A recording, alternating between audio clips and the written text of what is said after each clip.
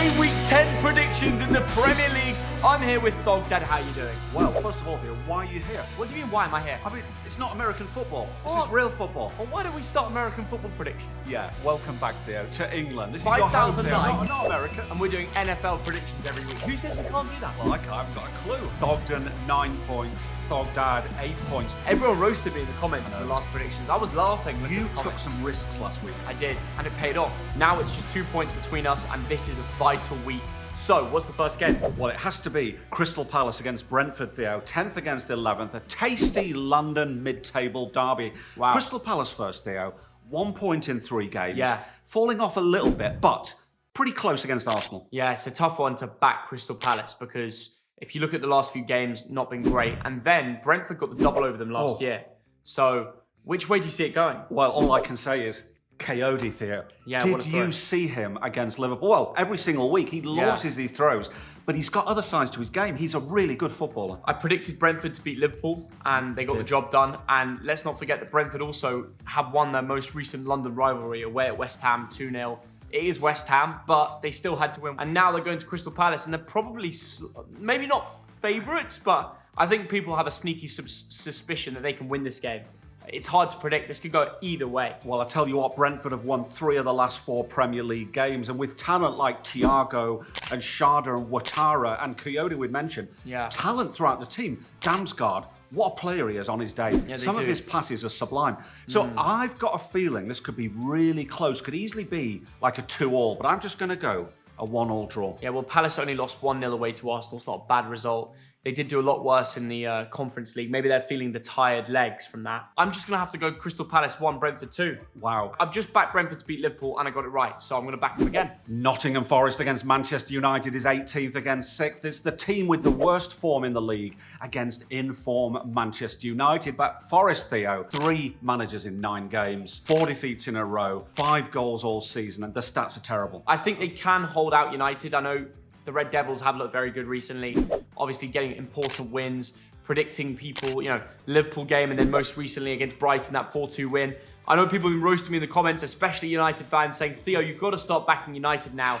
The problem is, at some point, Forest's Sean Dyche will get a result, and I think at City Ground, this could be the one. But they're playing with real confidence. And one reason for that, for me, Theo, Brian Mbomo. I've always rated him. My goodness, he is a special player.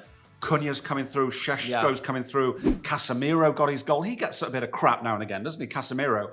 But he got his goal, although I thought it was an own goal.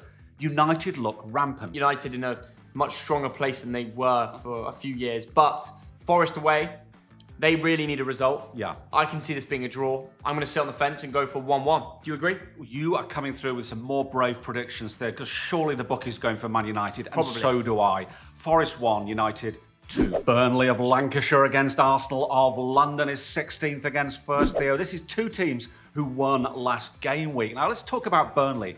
1-2 in a row, and my goodness, going to Molineux and winning like they did. And not just winning, but did you see that late save from Dubravka? It was sensational. Yeah, it's incredible. And it leaves Jose Sarr arguing with the fans. Do you see that video? Oh, yes. That was the one game that Wolves fans just felt that they could have won. And even Strand Larsen scored from the penalty spot, Munetsi too, but they gave it away at the end. Let's not forget that Burnley are now 2 on the bounce. They've got a really solid team. If you look at the defence and goalkeeper, Dubravka, Kyle Walker, Esteve at the back, there's a lot of experience and quality. Theo, there is, and they've reached that 10-point milestone. And Big Sam used to talk about, let's get to 10, then 20, then 30, then 40 I think they'll make it hard against Arteta. It'll be a 1-goal margin game, similar to the last Arsenal win, which was against Palace.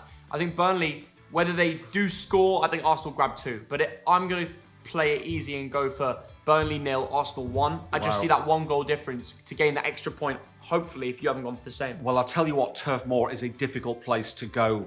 Burnley do not often lose at home, but this is Arsenal. Arsenal have only conceded 3 goals all season, so can you see Burnley scoring? I can't. No. But I agree with you, this won't be a cricket score, because it's a well-organised team. Oh, by the way, shout out to Eberechi Eze, scored against his former club, Yeah, he did and well. barely celebrated, just did that little celebration. It's going to be Burnley 0, Arsenal 2. Brighton and Hove Albion against Leeds United is 13th against 15th. It's the clash of two cultures, Theo. You've got the sophistication of Brighton and the northern grit of Leeds United. Now, I've got to say, Brighton against Man United, really, really poor. Misplaced passes all over the shot. Seriously? Yeah, really poor. I didn't watch the game, but obviously saw the result. I backed Brighton to win, and I was wrong. We can't ignore that Brighton have had a good few weeks of football. Yes. They're still in a strong position. And at home, they haven't lost since April. Yes. So that's a record they'll want to maintain with Hutzler. The question for Leeds is whether they can do it in those harder games. Brighton away is one of them. Can Leeds get results away from home? That's the question. I'm going to edge Brighton to win this game. I just think they have more in the tank. Whether it'll be Welbeck or Minter, they'll find a couple goals from somewhere. I can see Leeds scoring. Yeah. So both teams to score could be a good bet. I'm going to go 2-1. For me, it depends upon which Brighton show up, because the Brighton I saw in the flesh against Chelsea at Stamford Bridge was superb. The way they came back. But last week they were poor. Brighton should not be 13th, Theo. They need to pick up wins. They need to push for Europe. That's where they should be. That's where Tony Bloom wants them to be.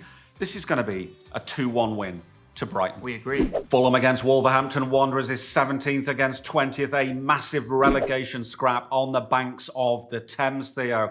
Let's talk about Fulham. They've lost 4 in a row. I mean, they were unlucky to lose so late against Newcastle. Yeah.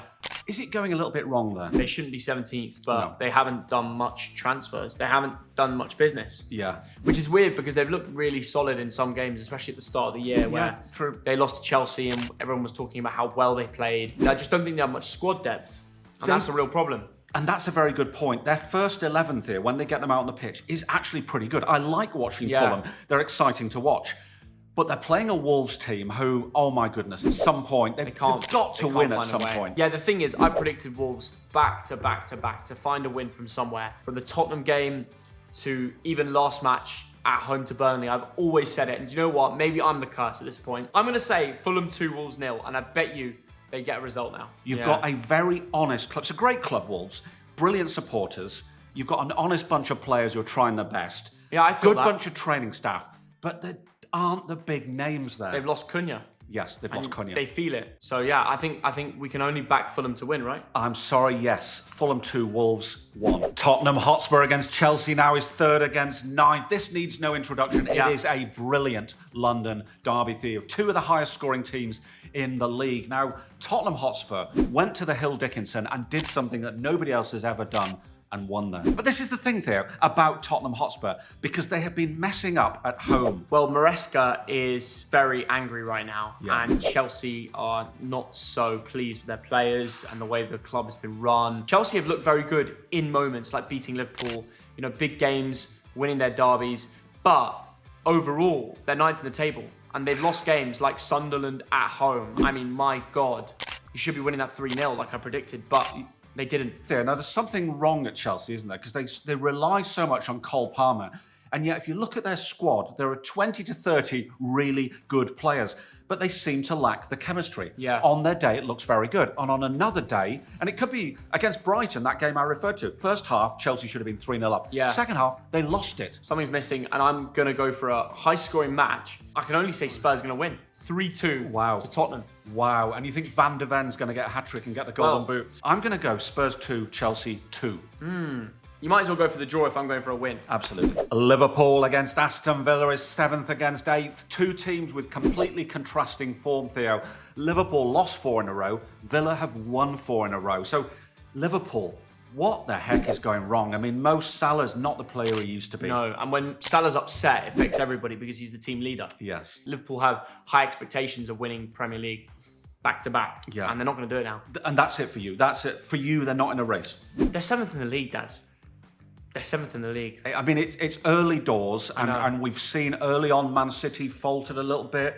Arsenal could draw 2 or 3 in a row. I mean, if Liverpool can go out and beat Villa comfortably, it can turn, surely. I mean, City lost last week to the team that they're playing, Villa. Yeah. So that's something to break down as well. What I find weird about Villa is they go in Europe and they'll lose to a random team from Belgium. I know. And then they'll go and beat City. And now they're playing Liverpool, and I don't know what to predict. Which team's going to turn up. And it's a good time to play Liverpool, I'd say. It's the Probably best the best time time to of play the year. Liverpool. Yeah. I want to see Florian Wirtz come good. He was very good on his home turf of Germany. He's very good in Frankfurt. Yeah. And he's a very good player. And if you watch him, maybe just lacking a bit in confidence, maybe a little bit off the pace, but he's a very talented player and he will come good at some point. Against the form books, Liverpool 2. Saying, yeah. Villa 1. Onslaught needs it. What I looked at with history in this game is there's actually more draws than Liverpool wins in the last 5. Yeah. 3 draws and 2 wins for Liverpool. So it's a common result and probably the most opportunity for Aston Villa ever with this Liverpool run of form. So I'm going to go for a 2-2 draw. One of these where I think Liverpool might be 2-1 up and then Villa score a late equaliser. Yeah. And people are gutted, but that would be a fair outcome. West Ham United against Newcastle United is 19th against 12th. 2 teams languishing in the bottom half of the table. Yeah. West Ham, 4 points all season, Theo. Worst defence in the league. Lost 4 in a row at home.